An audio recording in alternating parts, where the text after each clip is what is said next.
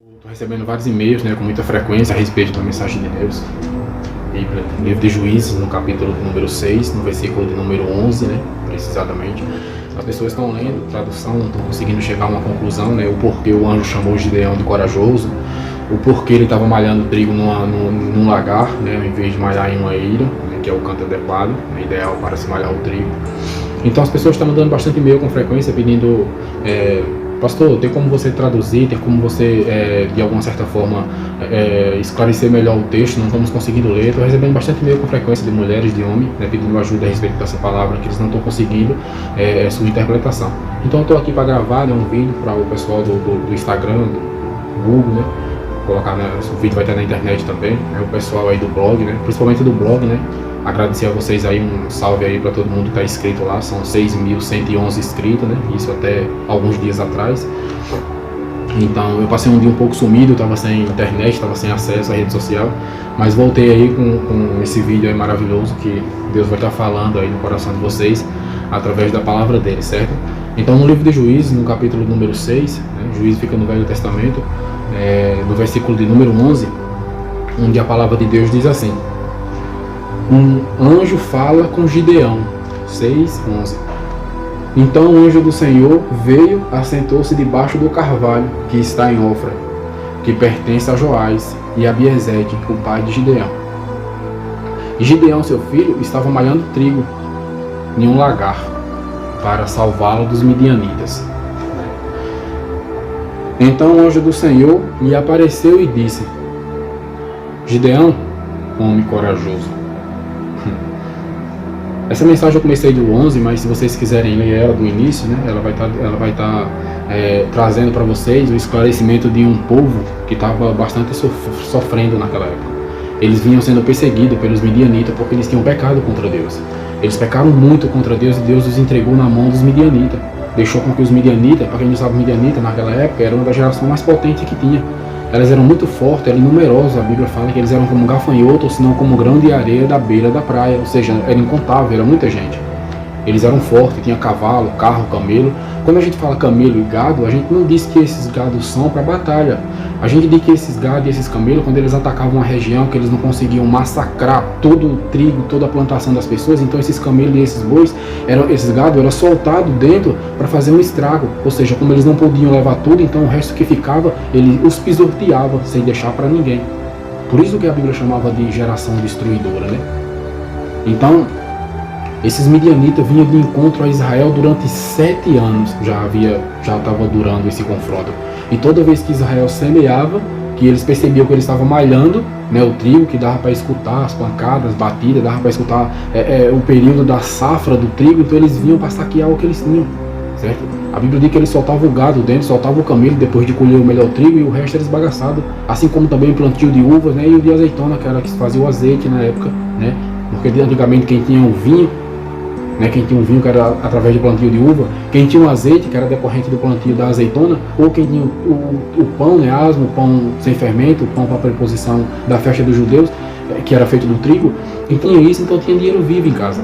E os midianitas sabiam disso, então por isso que toda vez que Israel semeava, eles vinham para tentar colher, eles vinham para tentar roubar o que eles tinham plantado. E isso já durava 7 anos.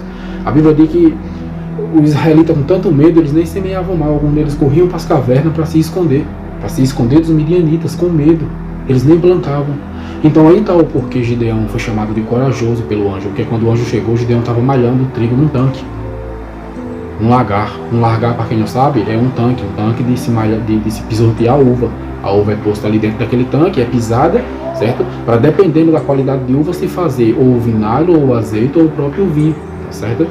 Então, quando a uva tem uma boa qualidade, ela é feita o vinho. Então é por isso que ela é colocada naquele tanque e é pisoteada. Um monte de pessoas, após tomar o banho, entra ali dentro descalço e pisoteia aquela uva todinha com os pés.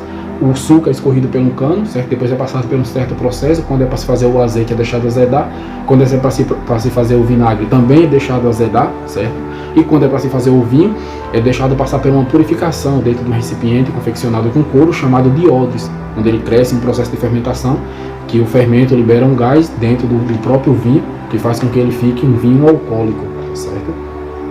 Então era para isso que se viu o lagar, ou seja, o tanque, que é uma espécie de uma mini piscina. não para se malhar trigo, e sim para se pisotear a uva.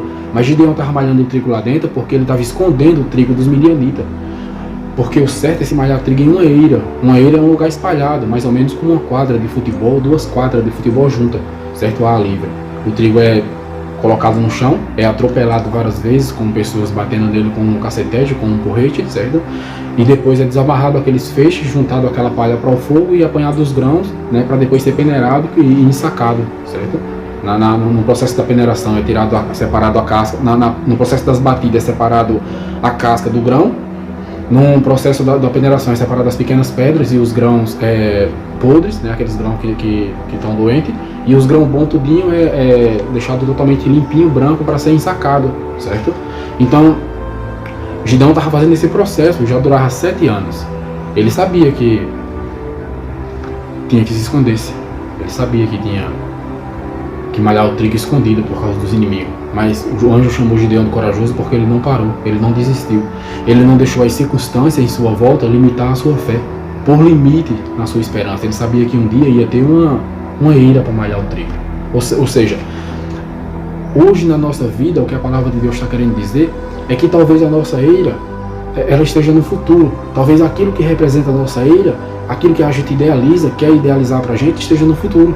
Não está com a gente agora. Mas se não trabalharmos o que temos, se não trabalharmos a nossa realidade, aquilo que está representando a nossa realidade, seja a crise, seja a porta fechada, seja qualquer tipo de coisa que for, se você não trabalhar representando a sua realidade, você nunca vai conseguir aquilo que você idealiza. A eira representava a idealização de Gideão. Ele queria uma eira para malhar o trigo. Mas ele não se acovardou com aquilo que ele tinha, ele não ficou reclamando. Ah, Senhor, eu só tenho um tanque, então eu vou plantar. Um dia, quando eu tiver uma eira, eu planto. Ele não ia ter nunca. Tem pessoas que é assim, falam, ó, vou dormir, certo? Tem uma crise aí fora, eu vou dormir. Quando ela passar, vocês me acordam. As pessoas que te acordarem um dia, né? Se você estiver dormindo no meio da crise, talvez até você pergunte para ela, e aí, a crise passou? Ela vai falar, passou sim. Graças a Deus passou. Só passou para mim, que fiquei acordado, trabalhando. Para mim a crise passou. Para você a crise continua, porque a crise não, ela vai dentro de você. Como é que você dorme no meio da crise, certo? Então, se você não fizer alguma coisa a respeito, em meio à crise, em meio à dificuldade, aquilo não vai mudar nunca na sua vida, seja na área sentimental, conjugal, financeira, independentemente de qual área seja, necessita de uma disponibilização e também uma grande quantidade de fé para que você semeie, para que você plante. A Bíblia no livro de Eclesiastes, no capítulo 11, a palavra do Senhor diz lá que quem fica olhando o vento e esperando que ele fique ao seu favor, nunca semeará e nem colherá nada. Você percebe? Então, você tem que simplesmente semear. O resto deixa com Deus, ele vai fazer. Gideão sabia que naquele ano, semelhantemente aos outros 6 anos, né, que aquele era o 7º, ele ia também ser saqueado. Ele também ia perder tudo, porque os outros 6 anos foi roubado tudo que eles plantavam, pisoteado a terra pelo gado e com o camelo, certo? Mas ele não parou de plantar, ele plantou. Ele continuava perseverando, insistindo. Por isso que a resposta de Deus veio, né, através de um anjo. Quando o anjo chegou, falou, Gideão, homem corajoso. Em outras palavras, tinha várias pessoas ali, mas nenhuma delas foi chamada de corajoso. Estava tudo nas cavernas para se esconder. Estava no capítulo 6, logo no início. O pessoal correram por monte para se esconder. Eles se escondiam em monte, em caverna, e não plantaram, se acovardaram. Eles esperavam que os midianitas um dia parassem de perseguir Israel, que tudo ficasse em bonança para poder plantar. E não é assim. Se você estiver esperando que as coisas melhorem na sua vida para você semear, eu tenho uma resposta para você. Talvez não seja o que você espera, né? Pode até ser uma bobagem o que eu irei falar, mas se você estiver esperando que as coisas fiquem boas para que você se disponibilize a plantar, a semear, a investir, não vai ficar boa nunca para você. Nunca. Você nunca viu nenhum testemunho de pessoas dizer assim, ó, eu consegui muito porque eu comecei a apostar muito daquilo que já se esperava muito. Não é assim que funciona. Jesus disse uma vez, quem é fiel no pouco, eu colocarei para dominar sobre o muito. Será que Gideão dominou sobre o muito? Gideão foi chamado e convocado para ser rei, certo? Ou seja, depois daquilo dali, Gideão venceu uma batalha que você não tem ideia, ele venceu os midianitas tudinho. Ele liderou uma equipe que venceu os midianitas tudinho. Sabe como ele venceu? Não precisou matar, não precisou dar nó em pingo d'água, subir no teto da igreja de cabeça para baixo, né? Ficar se manifestando dentro do templo, como esse monte de líder cheio de palhaçada faz por aí, né? Não tenho nada contra as igrejas, a igreja é do Senhor, mas tem um monte de líder inventando vários tipos de besteira, vários tipos de rituais macabros que não funcionam de jeito nenhum, nunca funcionou, certo? Gideão, ele foi simples, ele obedeceu o anjo, obedeceu a voz de Deus, convocou o povo, falou assim, vamos lutar, vamos atrás do que é nosso, vamos batalhar por aquilo, não vamos desistir. Foram lá e, através do nome e do sangue do Senhor Jesus Cristo, venceram os midianitas, certo? E voltaram com a vitória na mão, certo? Eles não só tiveram, Gideão depois só não teve uma eira para malhar o trigo, como teve tudo o que ele imaginava. Tudo na vida que jamais, até aquilo, além daquilo que ele esperava, ele teve. Porque a Bíblia diz também que Deus é poderoso para fazer tudo e muito mais, abundantemente, além daquilo que pedimos ou pensamos, tá certo? Então, Gideão ele não se acovardou. Isso é chamado de fé, gente. Isso é chamado de fé. Quando você se disponibiliza a investir o seu amor em algo que você não está vendo a resposta, a Bíblia chama de fé. A Bíblia chama de fé. O investimento, sem ver a resposta, também pode ser chamado de confiança. Você confia, tem uma esperança naquilo que você confia e você investe, certo? Gideão investiu 1 ano, ele levaram 2 anos, 3, 4, 5, 6, os outros desistiram e ele continuou. Aí um anjo veio com a resposta. O anjo falou assim, você é um cara corajoso, rapaz. Deus é com você. Gideão até ainda falou, mas se Deus é comigo mesmo, então por que está acontecendo tudo isso? Porque Deus é bom. Nosso antepassado falou que Deus abriu o mar, tirou a água da rocha, né, lá no passado. Deus mandou uma coluna de fogo ficar durante a noite para esquentar o pessoal no deserto, que faz muito frio no deserto à noite, né?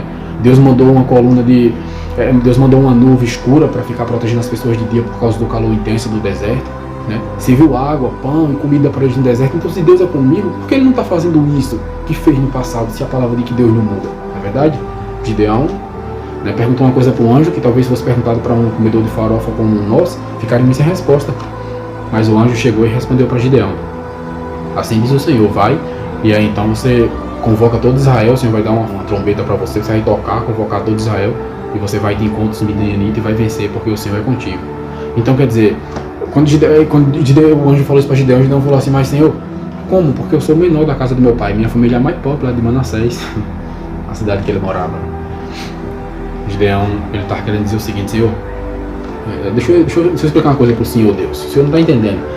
Eu sou o mais moço da casa do meu pai. Por que ele disse o mais moço? Ele já era um homem, estava malhando trigo, certo? Então por que ele usou a juventude? É porque antigamente as pessoas, quando era velho, elas tinham direito de designar coisas dentro de casa, como por exemplo, mandar na boa moral, elas tinham direito de tomar iniciativa para as coisas quando o pai estava ausente, certo? Era o irmão mais velho que tomava iniciativa para isso. E quando o pai morria, ele dava a bênção da primogenitura para o filho que tinha nascido primeiro, tanto é que chama a bênção da primogenitura.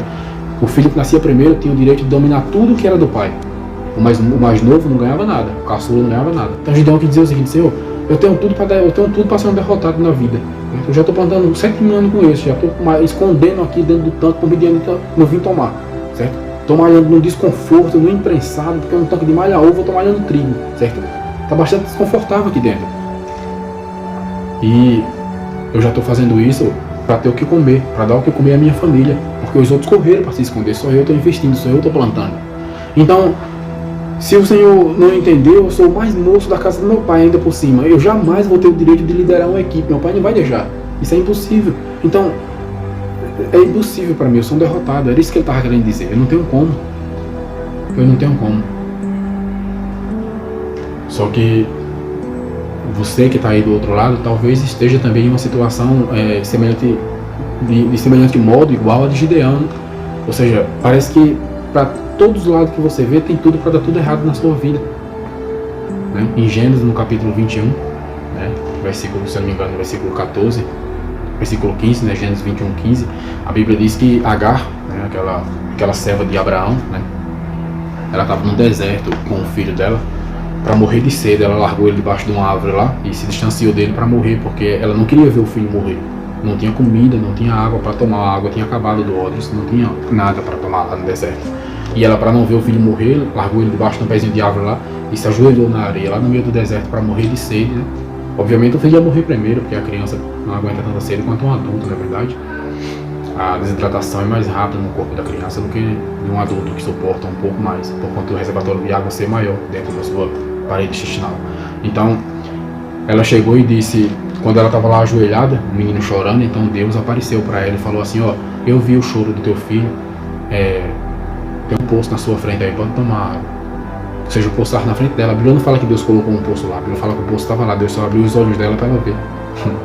Em outras palavras, a Bíblia está querendo dizer que nessa situação difícil Deus está com você, Ele está do seu lado. É que às vezes você não enxerga Ele, você tem tendência em abrir a porta como o moço de Eliseu e dar de cara com o exército cercando a cidade, dar de cara com um problema logo, né? Em vez da solução. Mas quem tem a fé em Deus, ela vê a solução e ignora o problema. Gideão, nem ele mesmo sabia que ele era corajoso, nem ele mesmo sabia que tinha fé, porque ele estava plantando sabendo que o Midianita ia levar. Então quando alguém investe sem saber o resultado, isso é chamado de quê? De fé. Então ele tinha fé, só que ele não sabia. Aí o anjo veio falar para ele, você tem fé, você é corajoso, Deus é com você. Certo? Não importa se você é mais moço, mais novo ou mais velho, não importa. Se Deus escolheu você, escolheu Davi, por exemplo, Davi é o mais moço da família. Certo? Samuel foi lá em 1 Samuel 16, quando viu Eliadab passar, falou, esse cara aí, é ele o ungido, olha o músculo do cara, olha o tamanho, olha a estatura, né? O cara é bonito, os olhos azul, grandão. Deus falou, Samuel, não é assim não que escolhe, você olhou para a aparência, eu escolho é pelo coração, certo? Eu não vejo como você vê. O menino é esse não, o menino está lá no campo ainda, certo? Era Davi, pequeno, o mais novo da família toda, e Deus escolheu ele, assim também como tinha escolhido Samuel, né? Samuel foi uma criança quando Deus chamou Samuel, o primeiro profeta, né? Quando Deus escolheu ele era uma criança. Então é assim que o Senhor Deus escolhe. O Senhor Deus não está interessado se você tem um carro, uma casa, certo? Foi Ele que lhe deu isso aí, embora você ache que não. Ele não está interessado se você tem potencial para vencer aquilo que Ele está chamando você para lutar contra. Deus não está interessado se você acha que vai conseguir ou não. Ele acredita em você, Ele confia em você, Ele é o seu pai, Ele sabe do seu limite, Ele jamais vai colocar você a uma batalha, à frente de uma batalha, se Ele sabe que com recursos próprios você vai ter ou não como vencer. Ele não quer te envergonhar, Ele quer chamar você independentemente da sua força, Ele quer te ajudar. Talvez você fale, mas eu não estou pronto, talvez eu precisar me aprontar primeiro. Se você está aprontar, então não precisa vir, porque você não se apronta para aceitar Jesus, você aceita Jesus para se aprontar. Você não muda para aceitar, você aceita para mudar. É assim que funciona. Então, eu quero dizer para você que a eira, certo? Ela representava a idealização de um sonho que o Gideão tinha. Ele tinha um sonho de ter uma eira para malhar um trigo, de um dia ter como progredir na vida. Só que isso estava lá no futuro. A realidade dele era aquele tanquinho que ele tinha. Então ele trabalhou em cima da realidade para conseguir o seu ideal. Certo? Talvez o seu ideal seja uma casa própria, um carro, uma faculdade. Talvez o seu ideal seja uma família abençoada, seja paz no lar que você não está tendo há muito tempo.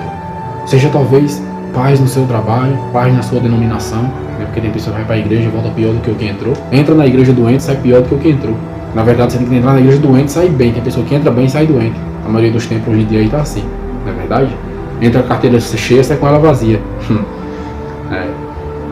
Não é assim que Deus quer. Talvez você esteja atrás de algum tipo desses sonhos que se realize na sua vida e aparentemente você está olhando e falando, não, eu sou o mais moço, certo? Como o Gideão falou para Deus, como se Deus não soubesse disso, né? Esse chamado é para você. Deus sabe já. Não precisa você falar para Deus, mas isso e aquilo, Ele já sabe. Não precisa ficar contando derrota para Deus. É porque o seu problema, tem vez, me perdoe a expressão da palavra que eu vou usar, mas o seu problema é que você fica idealizando o problema, potencializando eles.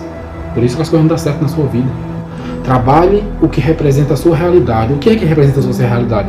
Um trabalhozinho em uma lojinha meia boca, em algum tipo de beco sem saída? É um trabalho na casa de família? É um trabalho em algum tipo de lugar que você fala, pô, isso aqui não é pra mim.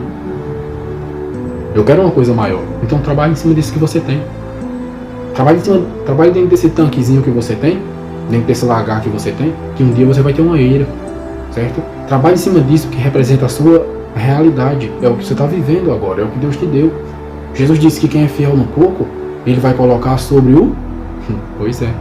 Então trabalhe o que você tem para conseguir aquilo que você quer, tá certo? Espero que eu tenha, de alguma certa forma, falado ao seu coração. Espero que Deus tenha falado ao seu coração através dessa mensagem, né?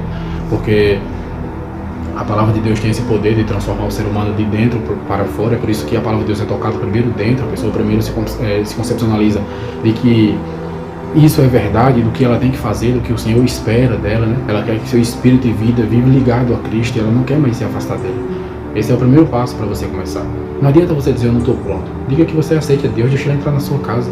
No livro de Apocalipse, no capítulo número 3, versículo número 20, Deus mandou uma carta para uma igreja na Ásia Menor que estava estarrecedoramente pecaminosa na presença de Deus. Estava pecando com tanta abundância que não tinha mais limite. Deus se zangou com a cidade e falou, ó, em vez de eu destruí-la, eu vou mandar uma carta para lá.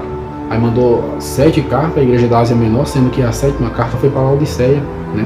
Cidade que tinha crescido muito em ouro, em linho finíssimo, até no colírio para vista. O primeiro colírio para vista foi feito lá na cidade de Laodiceia.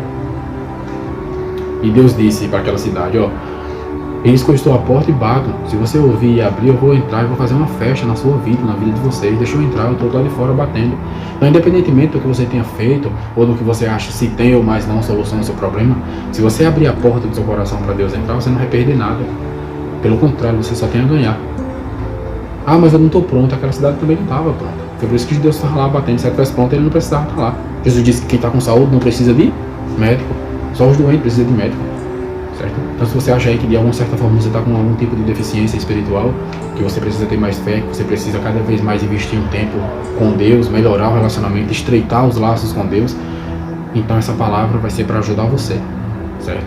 Eu não preciso que você dê like nessa mensagem, que você curta, que você nada. Eu preciso que você escuta, eu preciso que você entenda o que Deus quer falar com você através dessa mensagem. Eu não preciso de curtida nela não. Eu preciso que você entenda. Ela pode não ter nenhuma curtida. Se você entender, eu já ficarei satisfeito, porque de alguma certa forma eu vou estar evangelizando e passando a palavra de Deus para dentro da sua casa, mesmo estando muito distante, tá certo? Você acha que é fácil para mim? Também? Você acha que é fácil para qualquer uma das pessoas que você conhece?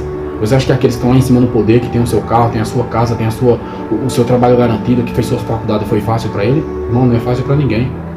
Não é fácil para ninguém, certo? Se não é fácil para você, não é fácil para nenhum de nós. Para ninguém é fácil, tá certo?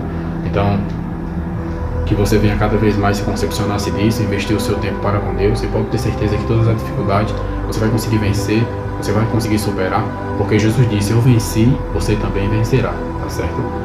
Fica com Deus e que a paz do Senhor Jesus Cristo possa habitar no seu coração, transformar a sua casa, a sua família, tá?